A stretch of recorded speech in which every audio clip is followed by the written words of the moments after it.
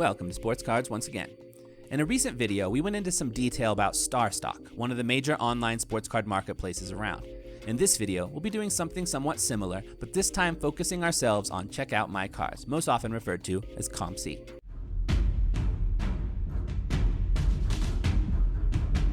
COMC is one of the online sports card marketplaces that has been around for the longest. They're well established and have a large number of active buyers and sellers.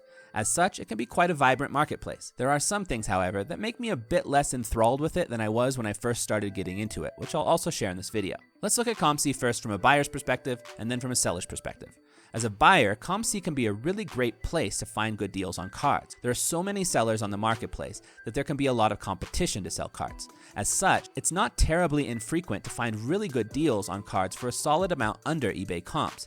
Not always, but those kinds of deals are around if you search them out. Another big advantage for buyers on COMC over buyers on eBay, which is also something I mentioned in my last video about StarStock, is the fact that you can buy a whole big stack of cards and then get them all shipped back at once with one shipping fee, instead of the expense of having to pay shipping from every separate seller you may purchase from on eBay. This savings on shipping can be very significant. As a buyer on COMC, it's also relatively easy to find some of the good deals. You can do searches by highest percentage off suggested price. Although to be honest, the suggested prices on COMC always seem to be way off from any sort of reality. You can do searches by the most recent uploads to find good deals before other people might find them. Just in general, you can really aim your searches to find the kinds of cards you're looking for. I do, however, wish that they had some sort of price range option among the search options, because those multiple $1,000 cards that pop up so often in my searches are not cards I'm able to afford at the present time. So I wish I could just filter them out from my searches. But other than that, you can really find what you're looking for.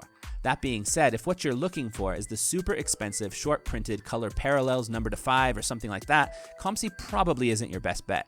If StarStock was the place to go for buying and selling younger rookies in the $1 to $100 range, COMC is the place to go for buying and selling everyone else who has a decent fan base who has cards in the $2 to $100 range. If you want to buy or sell the more expensive high-end stuff, I would suggest that StarStock and COMC aren't necessarily the best places to go.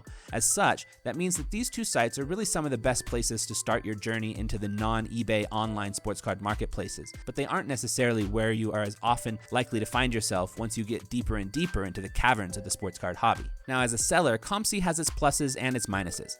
They charge a 50-cent ingestion fee for each raw card you submit to them that is valued under $50. If it's slabbed, it costs an additional 50 cents per card. If it's valued over $50, then that fee goes up to $2 per card in something called their Elite service. And although there are a couple advantages to this Elite service, $2 per card is really quite a lot. The main advantage to this Elite service is that it allows you to put your cards up for auction on eBay through the COMC platform if you eventually decide to go that route. I would, however, make sure you're really doing your research before putting your cards up for auction through COMC. I don't have any specific data to back this up, so I could be wrong, but it seems to me that COMC auctions are never ranked high up in eBay searches. Again, I don't know if this is true, but literally every time I have ever auctioned a card on eBay through COMC, when I search to find that card on eBay, it's never anywhere near the top of the list when there are other similar cards on eBay. I've noticed many occasions where a finished COMC auction is actually on the lower end of eBay's comp spectrum when compared to other similar cards. Again, this is just anecdotal, so don't take this as fact. This pattern that I'm seeing could just be random, but I would recommend that you do your research to make sure your cards aren't falling through eBay's cracks when you auction from COMC. During the earlier part of the 2021, when they were really taking a long time to send cards to people who were buying them on eBay, I have a feeling that puts their auctions down the search list. I don't know if this is true or not. This is just my reflection. So for me, I've made a decent amount of money selling cards on the COMC platform itself, like the ones that just kind of sit there and people eventually come along and buy them or offer me some price.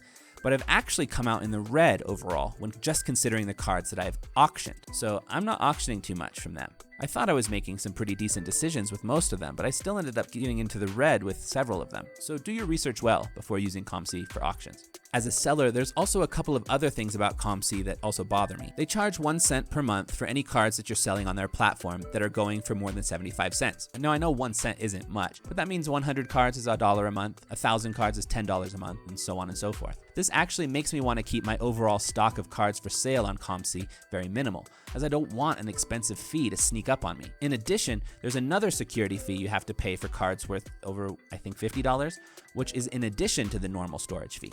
Again, another one that is very small per card, but if you have a lot of these more expensive cards up for sale, these little fees could add up to being quite a bit over time. As such, I find myself not wanting to sell cards on COMC that have a good chance of sitting idle for a long time. If there is a large gap between what I paid and what I think I can get for it, I might be more willing to let it just sit there closer to endlessly until it finally sells many moons later. But if the difference between my purchase and my sale price isn't too drastic, I don't like the idea of that card just sitting there accruing these minor fees month over month. It actually incentivizes me to either not put cards on the market that I don't think will sell right now, since I don't have to pay any storage fees if my card isn't actively up on the market. And it also incentivizes me to ship myself stacks of some of these cards that I think I can sell for elsewhere better. I don't want my cards just sitting there costing me these tiny little monthly fees month over month, so I try to either sell quickly or get shipments prepared to ship to myself so I can sell them elsewhere. All this being said so far as fees are concerned, I've actually only mentioned the smallest of them so far. There is one fee in particular that COMC has that annoys me more than any other. While the transaction fee of 5% feels perfectly fair to me, the fact that they charge a cash out fee of 10% feels ridiculous. Let's put all these fees into perspective for a moment here to see what they actually all mean. Let's say I send in a card with $100 to COMC. Now first, when it gets there, I pay the $2 elite fee for them to process that card and get it into their platform because it's worth more than $50. Now let's say I eventually sell that card for $100. Then they take their 5% transaction fee, in this case $5. So now I've paid $7 and have $93 net profit from this card in my account as COMC credit. But now let's say I want to take my $93 in cash instead of reinvesting it back into something in COMC. They then charge another 10% just for me turning my money from COMC credit into cash, meaning they take another $9.30 from that, leaving me with $83.70. So of that $100 sale, I only pocket $83.70. In this scenario, that means 16.3% of my card's sale price goes to COMC. Add to this the fact that if that card had to sit there for a long period before selling, I would also have had to pay a minimal storage fee as well as additional security fee each month, and I feel that the nickel and diming fee arrangement of COMC gets really quite annoying and adds up to a lot. eBay, which is famously well known for its high fees, actually comes out to having smaller overall fees than COMC if you want to actually get your money as money. As such, COMC is not someplace I'm going to make much actual cash money for me personally.